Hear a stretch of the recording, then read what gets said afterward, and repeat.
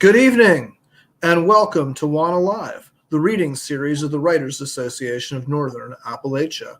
I'm your host, Damian Dresick. This is your other host, Christina Fasonic. How are you this evening, Damian? And there was some green room chatter about hibernating, and I'm not sure the weather is convincing me to do things other than that. But I'm very excited to be back for after our WANA January or early January hiatus with an amazing writer. Yes, absolutely. It's good to be back on the air. Who do we have tonight?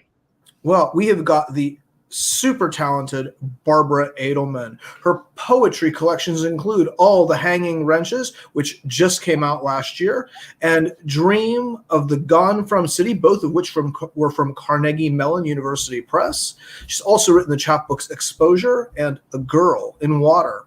Her work has appeared in Pleiades, Prairie Schooner, Rattle, and Spillway, among other journals and anthologies. And I think we should bring her out and let her read some cool stuff. I'm hoping she's going to read from this new manuscript. Yes, absolutely. Hey, Barbara. Thank you. Nice to see you on again. Yes. So before you read, I have to tell you something. So when I kept seeing the promos for your book, All the Hanging Wrenches, I thought it said All the Hanging Wenches. And I got excited because I was thinking, oh man, it's some poetry about mixing the Salem witch trials and the things that we punished women for in the past. And then I learned what your new collection is about, and I was even more excited about it. So will you be reading some poetry from that tonight? I'll be reading from All the Hanging Wenches. That's funny. A friend of mine thought the same thing, and she sent me a suggestion for a cover. That was really Oh my gosh, I'm glad I'm not the only one. Yeah. That's really cool. I thought of changing the title when she said that, but I didn't. Yeah, well, and it's compelling and interesting, but so is Wrenches, because it makes people wonder what's that about. So we're going to learn something, right? Maybe. So yeah, thanks a lot for having me on. I just want to also say thanks for your organization, WANA Live, which Writers Association of Northern Appalachia, which I finally joined today. So I want to encourage everybody else to join. They produce a journal and a conference and lots of community activities. So I encourage everyone. I'm going to read Fireworks for the Whole of June, which this organization, Writers Association of Northern Appalachia, was kind enough to publish in Appalachian Lit. I don't know about other people, but Pittsburgh seems like a really big fireworks town to me. And I Googled Northern Appalachia before this so I could make sure everything was appropriate. Only one of my poems will venture out of Northern Appalachia. Wow. So fireworks, go ahead. That's very, very cool. We're going to disappear while you do your reading. Okay. We'll be back. Thanks. So this is Fireworks for the Whole of June, and it's June of 2020, early in the pandemic and after the George Floyd murder. The light's not draining from the sky, it's stiffening, backing away. And now the wan sky is skin with something missing underneath. And now the bone sky's a field of faces erased, mirrors everywhere, in how the word you're thinking shows up on the book in front of you, in the muffled, sporadic punches into air as night goes charcoal that bring a smell of burning, in a sky of circular explosions like multiplying molecules of virus, in the way that, on some maps, North America is a headless, flightless bird running west, devolving into fragments at its edges.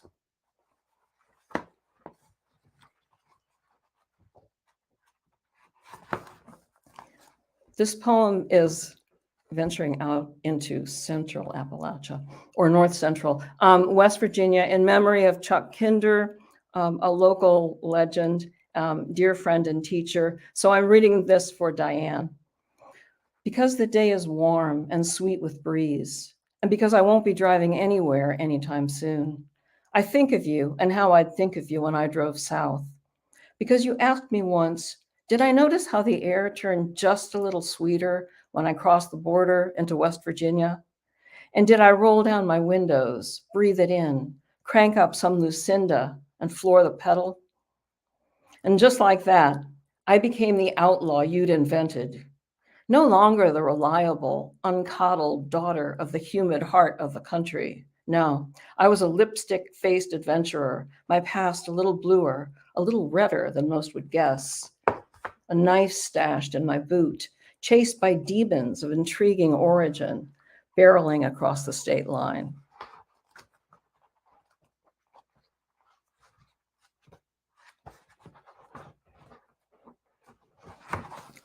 For about 3 years, I was the poet in residence at the Ellis School, a private school in Shadyside, which at that time was just girls. And it was a great title, Poet in Residence, which meant that I went there once a week, I think, and taught 3 classes, 4th, 6th, and 8th graders. And I gave them poetry prompts. And in between classes, because I had time, I discovered there was pastry in almost all the lounges, and there were many lounges. So I would just forage between one lounge and another and eat pastry. And because I felt like I could do that because I was in residence. So this poem is called Simile and makes a reference to the 4th graders. At Costco, there's plastic like glass, plastic like wood, plastic like flesh, plastic like metal, plastic like plastic, cherries like cherries, but a little bit like plastic. A handsome poet once asked me, why don't you write this line as a direct comparison? Not she had a face like an apricot muffin, but her face was an apricot muffin. Because nothing is really like anything else, is it? He smiled like butter. He smiled as if the beauty of his own face made his assertion logical. That was a long time ago, before Costco entered my poems, before I knew plastic entered animal guts. My poems were full of webs and water bugs. I wondered, is there currently a movement against similes? Nothing is really like something else, but something really is something else? The next day I wrote the word simile on the blackboard. The 4th graders read it as smile. Some of them clapped and jumped up and down. They wrote similes like boomerangs. They made me smile so deeply my bones felt like teeth. I've similed my way out of more than one situation. You should simile more often, a man used to tell me. He was like another man who used to tell me the same thing. A simile is like a smile with 2 chameleon eyes, scoping in 2 directions, or like a stretched smile, a smile that goes on like a river.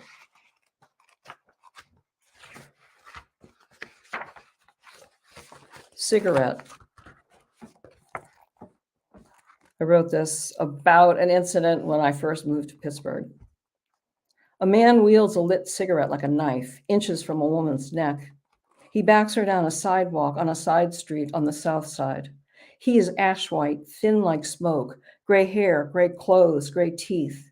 She is skinny white as a cigarette, straw hair, cracked lips, burn coming close to her paper skin. I have stopped my car.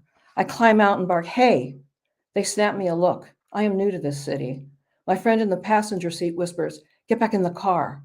I yell, hey, again, and both strangers glance at me, sidelong, fast, then pop back as if elasticized to latch back onto one another's stare. Do you want me to call the cops? I ask the woman, though it's years before I'll own a cell phone. They hold, split second. He lowers the ember of his weapon an inch and pauses, then advances it toward her bare shoulder.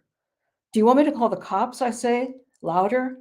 She makes a noise that forms around the letter N and vibrates as a grunt in her throat. She shakes her head. I am a blip, an inconvenience, a danger.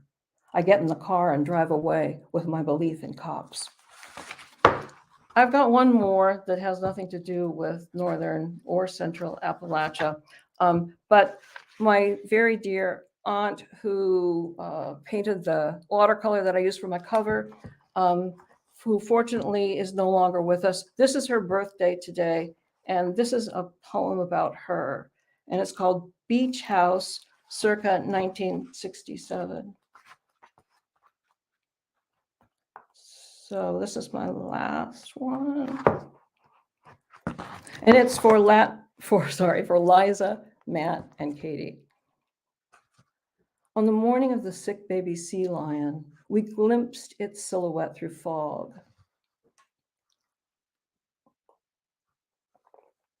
My lips are sticking together. It would be hours before the haze burned off, before the world gained shape and contrast. Cliffs and houses, pelicans and rocks, a tanker far from shore. At that hour, lines between air and sea and land are tenuous. The universe, a thunder blur of cloud and surf. Slinkies of foam through shifting patches of light. As the world grew visible, we saw how small it was and weak, long-nosed, thin, and oily black. Nancy, in a swimsuit and gray sweatshirt, carried the pup in her arms to the house. On the screened porch, we made a bed for it on blankets beneath a quilt that it shook off. She must have guessed it would not live, and yet she fed it with a baby bottle, massaged it, called her vet, and wept. I was 14. I'd never seen a human cry for an animal she just met. Thank you.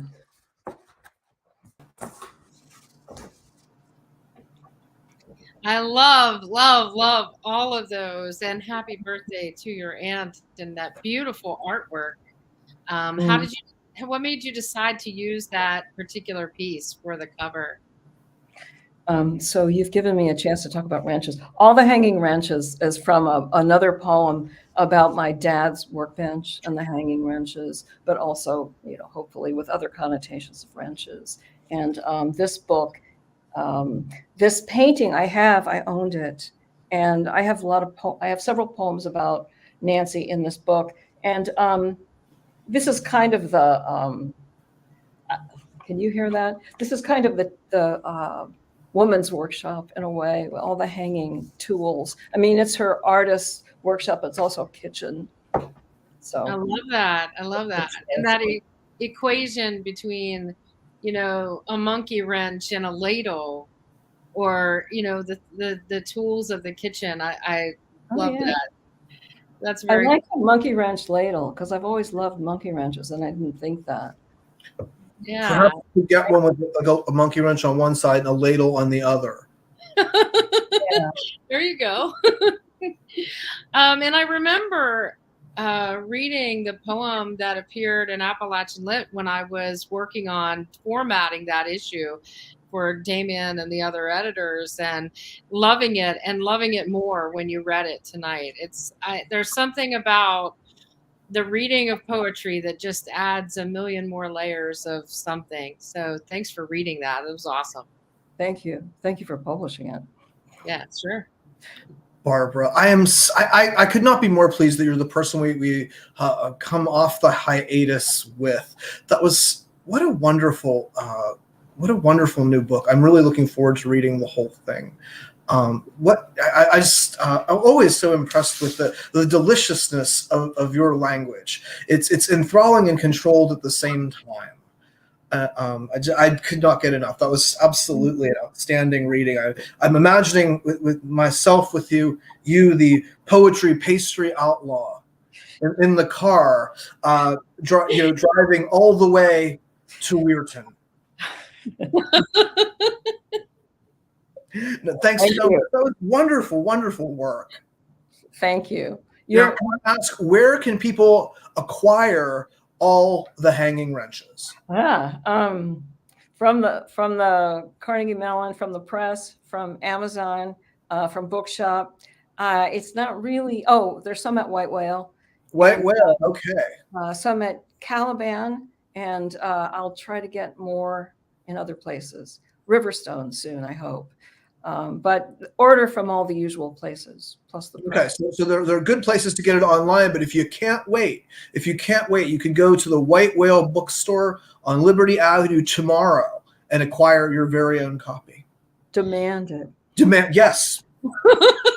You have a number of fans in our comments section. Cheryl Gold says, "Oh, such a beautiful tribute to Nancy," which is lovely. Well, she's my cousin, but she loved Nancy. She loved Nancy also. Thanks, Cheryl. And Bart, one of our regular watchers, he says, excellent reading. Yeah, Pittsburgh is crazy for fireworks. And I can say that that's true of the Ohio and the river valleys around here. It's like in the summer, it's nonstop fireworks. Right. Even our poorest communities pull together their money to have these big displays. It's wild. You're not just the Zambelli connection. Is that the reason? Or? I think that's part of it. Yeah. I think it's part of it. Barbara, you're never going to believe this, but last summer, do you know what I did? You let fireworks.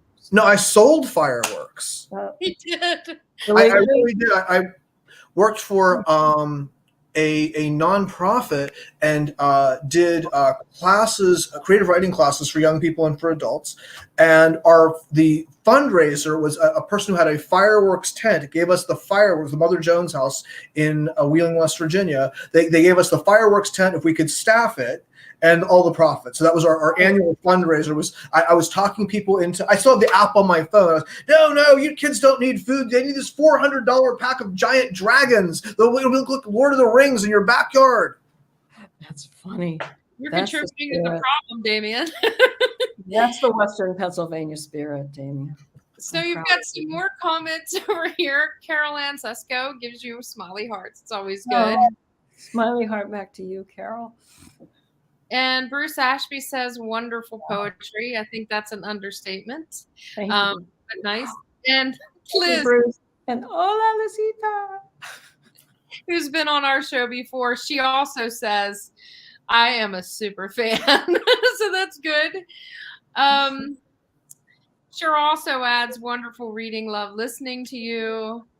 And we've got one more comment here from Ralph Culver, who says, very nice reading, Barbara. So your fans came out to support you. I love it. I love to see excellent poets supporting excellent poets. Yes, absolutely. Absolutely. And so with that, we're about ready to end the show tonight. But I did want to say, Barbara, you mentioned our organization, the Writers Association of Northern Appalachia. One of the things we do is obviously promote the region and the books of the region. But for people who join WANA, we take your books with us when we go to conferences and sell them. So we have a conference coming up. It's the Appalachian Studies Association conference. It'll be in Athens, home of my alma mater, Ohio University. And we'll be there March 17th through the 19th. So if you're watching, members, please reach out to me, send me an email, and let me know if you want me to sell your books. We will put them out on the table and offer you the traffic that we get at the book fair. We've got some other things lined up, too, for the summer. So some book fest to help sell some books for our authors, which we think is as important part of our community work as anything else is. So if you've got books to sell, let us know. Thank you. Thanks so much, Christina. I'm just saying thank you. Go ahead. Oh, no. Barbara, you're as a new member, make sure we get some books. Yeah, absolutely. And that way I can tell people, when I first saw this book, I thought it was titled. And that always gets people interested. Oh, well, what's it really about? And so, I'm a good salesperson out there on the floor. Or just put your thumb over the R and maybe you'll sell more. Thank you so much for coming on tonight. It was wonderful. Thank you, Barbara. Thank you. Nice to see you. And we'll see you all next week, same time, same place, right, Damien? We will. We've got Catherine Gammon next week. Oh, cool. Oh, yes, that's right. I'm really looking forward to that reading as well. So see everybody next week. Have a great night. Good night, everyone.